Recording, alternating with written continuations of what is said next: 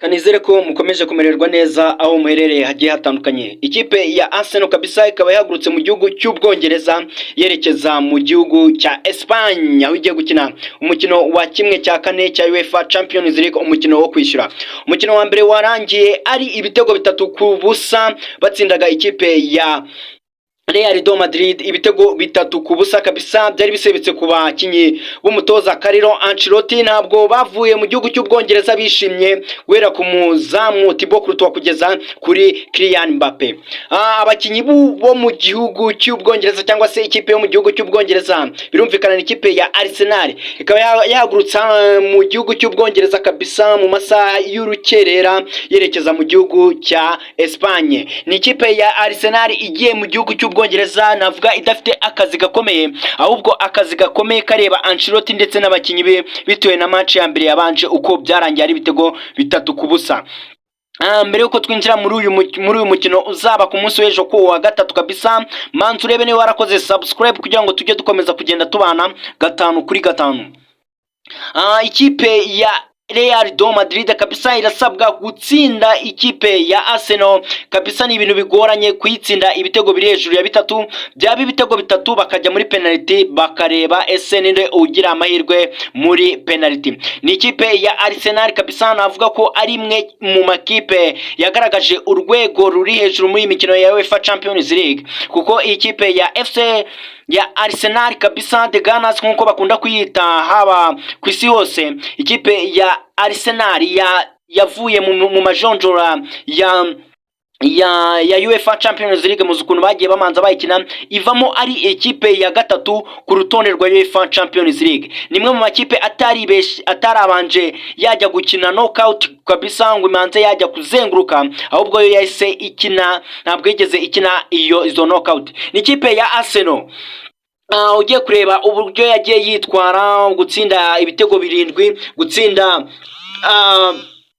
gutsinda imikino igiye navuga igiye ikomakomeye, ni ibintu bitari byoroshye ku ruhande rw'ikipe ya Arsenal. Ni ikipe ya Arsenal rero ikomeje kugenda yitwara neza kuko iri ku mwanya wa 2 muri Premier League. Yanahabwaga amahirwe menshi yo gutwara iki gikombe cya Premier League, ariko haza kuzamo imvune za Bukayo Saka, navuga ko wayifashije igihe kirekire ku ruhande rw'ikipe ya Arsenal. Mu gihe ikipe ya Real do Madrid yo navuga ko ikintu gikomeye igomba gukora ejo ni ukubona igitego mu minota 15 ya mbere y'inyongera. Abafana ba Arsenal bamaze igihe kingana n'icyumweru batarya umuceri kabisa, bavuga yuko Declan Rice nyuma yo kubatsinda kufra 2 kabisa ndetse zivamo ibitego byabateye shock kabisa, ku buryo ibaze ko no kuri match za Real do Madrid zo muri championnat abafani ba opponent bitwazaga jezi ya Arsenal by'umwihariko nimero ya Declan Rice. Nyuma yuko umuceri utaribwaga mu gihugu cya Espagne by'umwihariko ku bafana ba FC ba Real do Madrid, ese ejo kuri Santiago Bernabeu bizaba bimeze bite? Jya muri comment utubwire uko ukeka ko match izarangira. Gusa ikipe ya Arsenal ni ifite amahirwe menshi kuko ikipe ya Real do Madrid si cyane kabisa ishobora kuza kuba yakora remontada ikaba yatsinda ibitego 4-0. Bibutsa ko ikipe ya FC ya Arsenal imaze imyaka 2 itarinjizwa ibitego 4 mu mukino umwe mu izamu ryayo. Bivuze yuko abadefenseur kabisa bayobowe na William Saliba kabisa ku munsi w'ejo ndetse na match zagiye zishira, dore nubwo bagize ikibazo cyo gutakaza myugariro wabo myiza wo nta wundi ni Magalhaes kabisa, kuba yagira ikibazo cy'imvune banavuga yuko azamara sezo yose kabisa y'uyu mwaka ashobora kuzayirangiza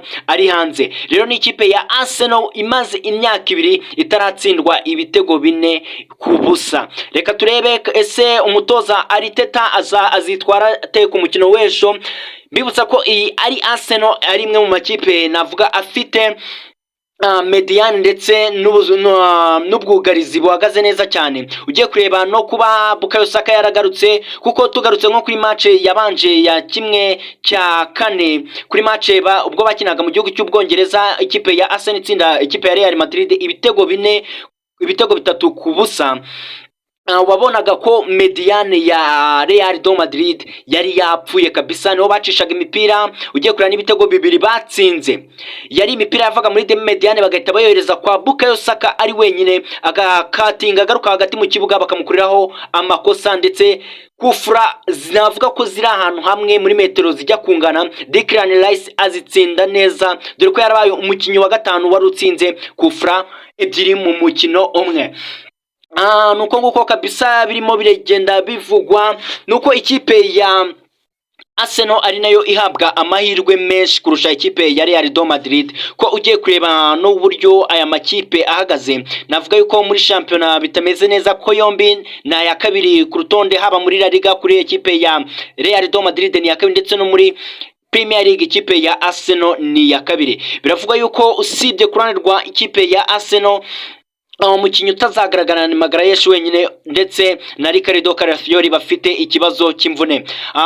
Ku ruhande rw'ikipe ya Arsenal mwabonye ko uyu mupeti Lewis Kelly kabisa, nyuma yo kuva muri ekipe nkuru y'igihugu y'Ubwongereza kabisa, kina gatatu yayitwayemo neza, ndetse no ku munsi bakinagamo n'ikipe ya Real de Madrid yayikinye neza, agira na match nziza kabisa kuri ya munsi. Mu gihe ku ruhande rw'ikipe ya Real de Madrid umukinnyi utazagaragara ni umukinnyi umwe gusa, Kamavinga, wahawe ikarita itukura match igiye kurangira ku minota 94, ubwo bamwongeraga ikarita y'umuhondo, akagira amakarita abiri y'umuhondo bakamuha ikarita itukura, byatumye ahita ava mu kibuga. Bivuze yuko kuri uyu mukino ashobora kutazaba ahari. Ese ikipe ya Real de Madrid ishobora gukora amateka ikaba yasezerera ikipe ya Arsenal, cyangwa se abarashi barisanga muri kimwe cya kabiri bakazahura n'izava hagati ya PSG ndetse na Aston Villa? Weho jya muri comment utubwire ese ubona ikipe yawe ya Real de Madrid ishobora kubikora igasezerera ikipe ya Arsenal, cyangwa se ikipe ya Arsenal cyangwa se irakomerezaho